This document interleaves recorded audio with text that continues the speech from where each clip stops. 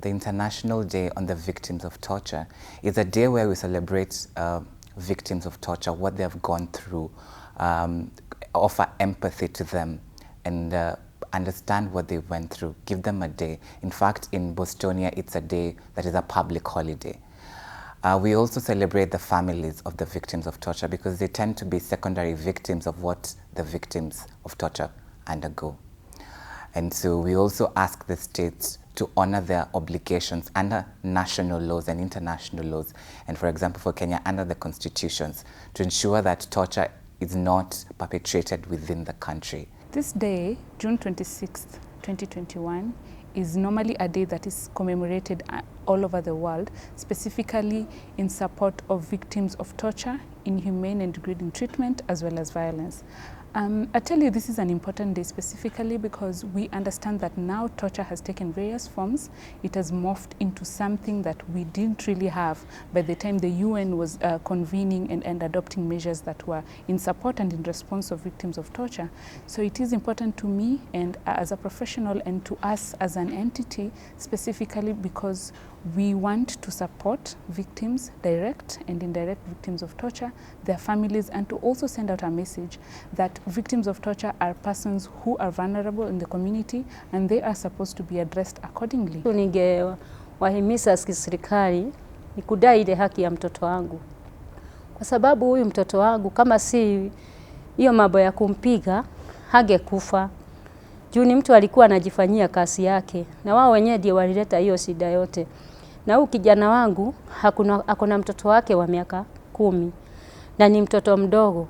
Na yeye mwenyewe hata kama walikuwa wametegana na bibi yake, juu walikuwa wametegana kwa muda wa miaka 3, lakini kwa upande wa mtoto wake alikuwa anashughulikia mtoto wake kwa kumlipia shule, kumnunulia kama ni manguo.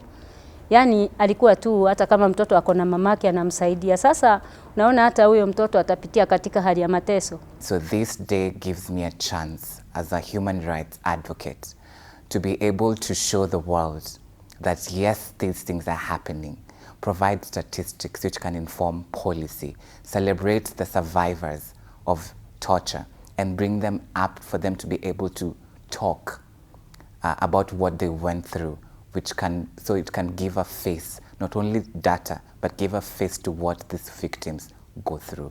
The reason why we held this event was to stand in solidarity with victims and their families, victims of torture and their families. The UN International Day in support of victims of torture, June 26th, is a key event every year, is a key global event where many human rights organizations, victims, survivors, families come together to remind the world that torture still exists in various forms across the world, and to stand with the victims in demanding justice, stand with the victims in demanding the right to rehabilitation and redress, stand with victims to say no and demand for assurances of non-repetition. I want to tell IMLU to keep going strong.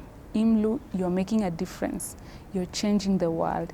You're helping widows, mothers who've lost their sons, daughters who've lost their fathers, mothers who've lost children who've lost their mothers, and you're covering or rather curbing the extensive measures, rather the effects of torture that we do not know about, or rather we do not get to hear about, or better yet, effects that may not ordinarily be documented or discussed, such as mental health.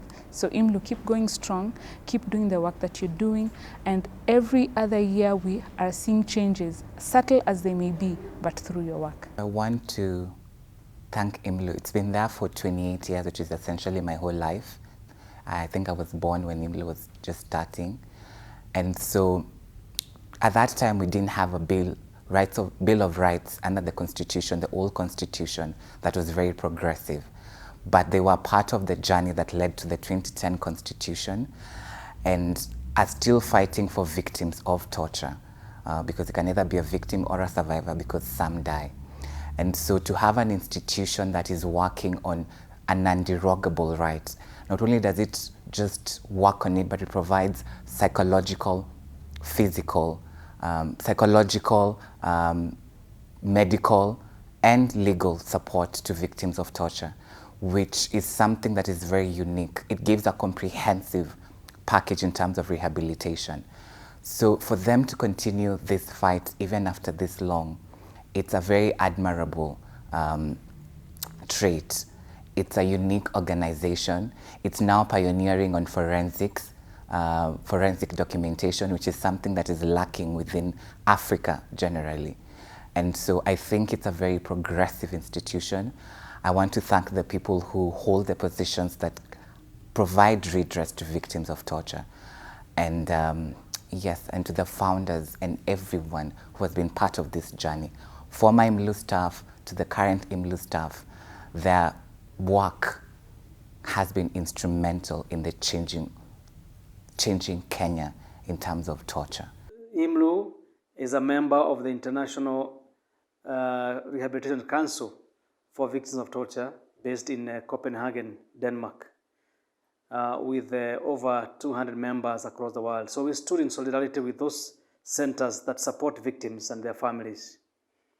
And on that day, we marked the event in a very special way in remembrance of all those who have suffered torture, inhuman, degrading treatment or punishment during the COVID-19 pandemic.